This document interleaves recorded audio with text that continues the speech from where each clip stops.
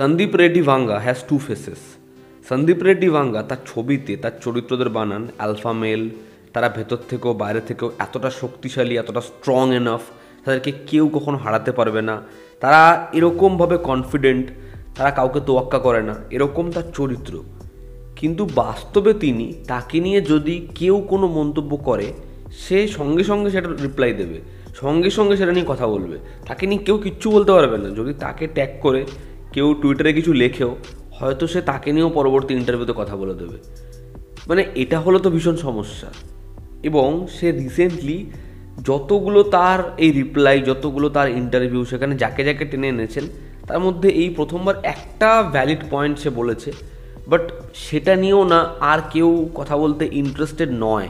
তার কারণ সে এর আগে যে 10-15খানা স্টেটমেন্ট, 10-15খানা ইন্টারভিউতে কথা বলেছে, সেগুলো এতটাই অপ্রয়োজনীয়, সেগুলো তিনি যেরকমভাবে সেই স্টেটমেন্টগুলো রেখেছেন, এখন তার এই কথাটা সঠিক হলেও সেটা নিয়ে আলোচনা করতে হয়তো কারো খুব একটা ভালো লাগবে না। আপনারা জানেন জাভেদ আখতার এই ছবিটাকে, অ্যানিমালকে নিয়ে কী বলেছিলেন, তারপরে উনি জাভেদ আখতারকে নিয়ে কী বলেছিলেন, আমি সেসব পার্টে যাচ্ছি না।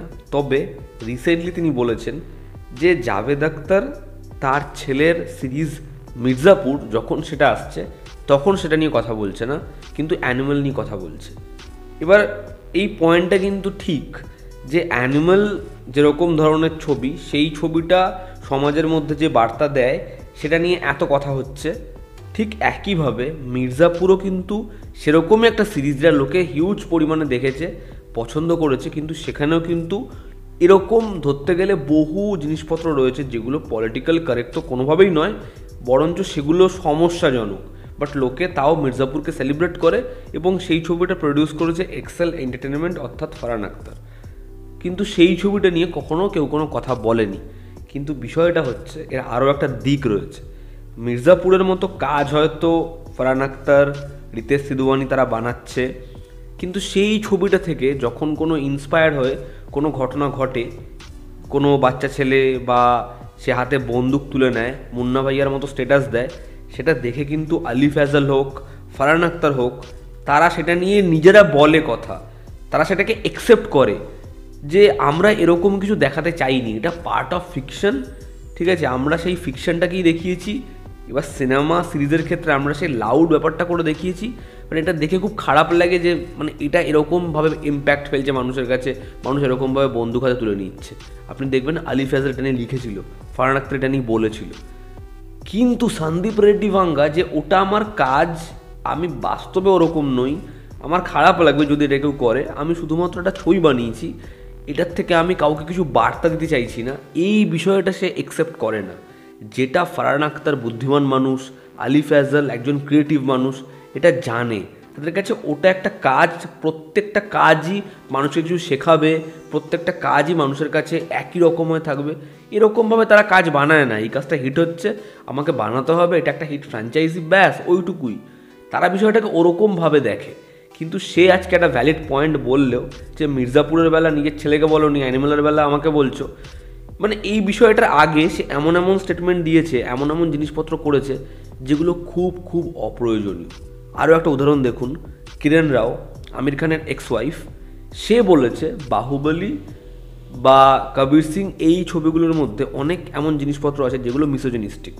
তিনি বলেছেন এস রাজামৌলির এতে ঘন্টা যাবে কিছু, কিরণ রাও বলুক, আমির খান বলুক, সালমান খান বলুক, যে ইচ্ছা বলুক, আমার ঘন্টা যাবে, আমার ছবি অল টাইম ব্লকবাস্টার হয়ে গেছে, পার্ট 2 এসে রেকর্ড বানিয়ে দিয়েছে, তার পরের ছবি এসে এত কোটি টাকা কামিয়ে নিয়েছে, আমি আমার পরের ছবি নিয়ে ব্যস্ত।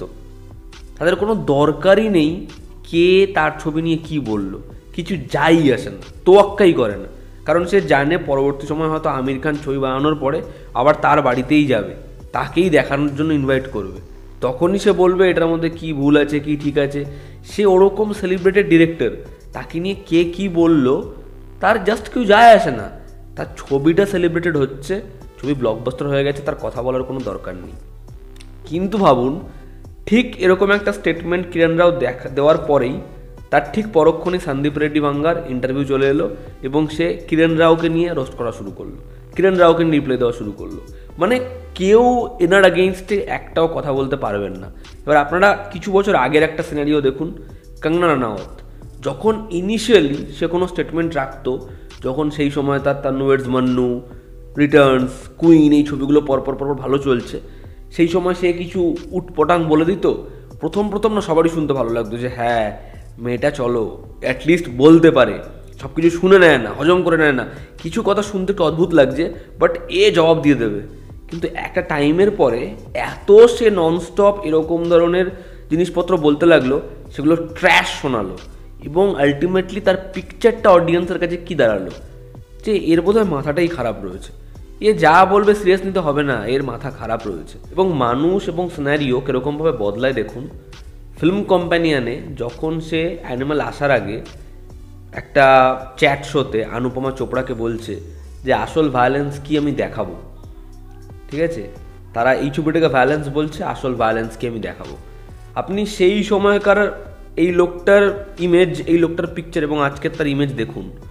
সেই সময় যখন সে ওটা বলছে, তার পিছনে অ্যানিমালের মিউজিক লাগিয়ে কি বানাতে পারে এটা, ঠিক আছে, সেরকম ধরনের ছোট্ট রিল ভিডিও চারিপাশে ছড়িয়ে গেল।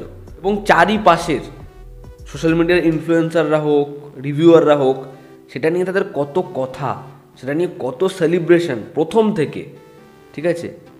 কিন্তু আজকে এই লোকটা এরকম ধরনের কথা 1000 বার বলে, প্রত্যেকটা ইন্টারভিউতে বলে, বাট এখন সেই জিনিসটাকে নিয়ে লোকে আর সেলিব্রেট করছে না।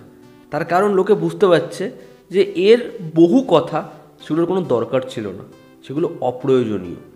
এবার সেই সময় কেন ওয়ার্ক করেছিল, কেন লোকের ভালো লেগেছিল, তার কারণ হচ্ছে তার আগে সে কখনো এরকম ধরনের স্টেটমেন্ট দেয়নি।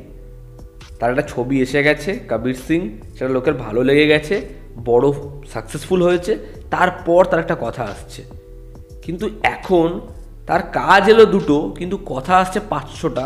এটা খুব বাড়াবাড়ি হয়ে যাচ্ছে না? একটা উদাহরণ দিচ্ছি, অনুপমা চোপড়া, সে একজন ক্রিটিক্স, একজন রিভিউয়ার, সে তার ছবিকে খারাপ বলেছে, এবং অনুপমা চোপড়া তার রিভিউ যদি আপনারা দেখে থাকেন, সে রিভিউতে যদি 10টা নেগেটিভ পয়েন্ট বলে, তার যদি 1টা বা 2টো নেগেটিভ পয়েন্ট টক্সিক মনে হয়, তার কিন্তু 7টা বা 8টা নেগেটিভ পয়েন্টের পিছনে রিজন রয়েছে। বাদ বাকি যে কোনো রিভিউয়ারের সাথে আমি তো তুলনা করতে পারবো না।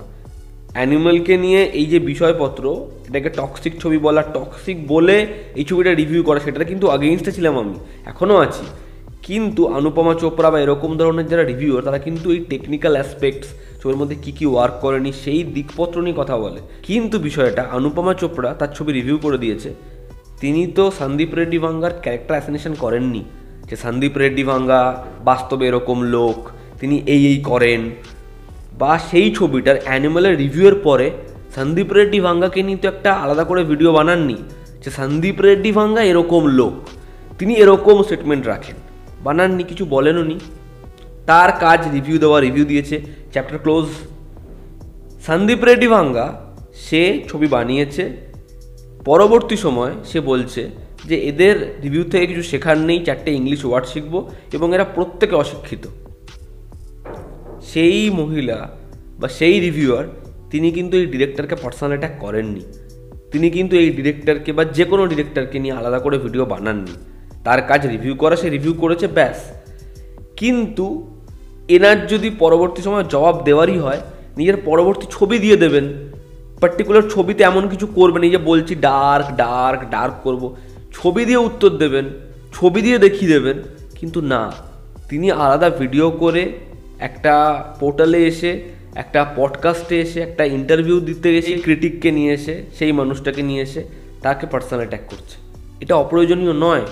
সে তো আপনার ছবিটাকে রিভিউ দিয়েছে, আপনার ছবিটাকে নিয়ে কথা বলেছে, তার ওটা ডিউটি, তার ওটা কাজ। আপনি আবার একটা ছবি বানান, ছবির মাধ্যমে তাকে উত্তর দিন। সে একটা ইন্টারভিউতে বলছে যে রাজীব মোসান্দ, অনুপমা চোপড়া, এরা আমার ছবি খারাপ বলার পর আমাকে ইন্টারভিউতে ডাকছে। এটাতে ভুল কোথায়?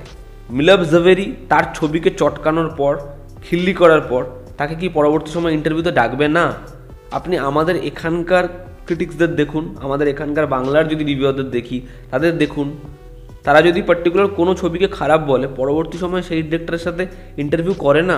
যদি উনি এরকম ধরনের অ্যাক্টিভিটিস করতে থাকেন, আগে যেটা হতো যে লোকে তার ওই কথাটাকে বা একটা ইন্টারভিউর পার্টিকুলার পোর্শন, সেটাকে সেলিব্রেট করেছে, পরবর্তী সময় যেটা হবে, লোকে কাঙ্গনা রানাওয়াতের মতো এর মাথা খারাপ ভাই, এর কথা ধরলে চলবে না, এই ট্যাগ তার পিছনে লাগিয়ে দেবে। এবং যখন এরকমভাবে ট্যাগ পড়তে থাকবে না, ছবি যেটা এত বড় করে ওয়ার্ক করছে সেই ছবি থেকেই অডিয়েন্স মুখ ফিরিয়ে নেবে, যেরকম কঙ্গনা রানাওয়াতের সাথে হয়েছে। তার ভালো ছবিও কিন্তু অডিয়েন্স দেখতে যাওয়ার জন্য বিন্দুমাত্র বদার্ড নয়। তো ভিডিও শেষ করার আগে ক্যামেরার ব্যাটারি শেষ হয়ে গেছে, তো আমাকে এন্ডটা এরকম ভাবে করতে হচ্ছে। তো এই ছিল আজকের ভিডিও, যেখানে আমরা সন্দীপ রেড্ডি ভাঙ্গার এই দুরকম ধরনের বিষয়পত্র নিয়ে কথা বললাম। সে যদি এখন একটা পয়েন্টে কথা বলে সেটাকে নিয়েও আলোচনা হবে না, তার কারণ হচ্ছে সে 10টার মধ্যে 9টা কথা আননেসেসারি বলে। তার ছবি সাকসেসফুল হয়ে গেছে, তার এত কথা বলার কি আছে? দেখুন না, মানে যদি অনুরাগ কাশ্যপকে নিয়ে কোনো কথা বলে কেউ, বা অনুরাগ কাশ্যপের সন্দীপ রেড্ডি ভাঙ্গার সাথে ছবি দেওয়ার পরে তার বহু কাছের মানুষেরা হার্ট হয়েছে, বাট সেটা নিয়ে কাশ্যপ কথা বলতে বদার্ড নয়। কিন্তু এখানে সন্দীপ রেড্ডি ভাঙ্গার প্রত্যেককে ধরে ধরে কথা বলা, আমার এগেইনস্টে কিছু বলা যাবে না, আমার এগেইনস্টে কিছু বলা যাবে না, কেউ কিছু বলতে পারবে না, এই ইমেজটা যদি আগামী দিনে চলতে থাকে তাকে নিয়ে খিল্লি করা হবে। তো এই ছিল আজকের ভিডিও। এতে তোমাদের কি মতামত জানিও, জনতা আমাদের পাশে আছে। আবার দেখা হচ্ছে। Love you all, bye, take care.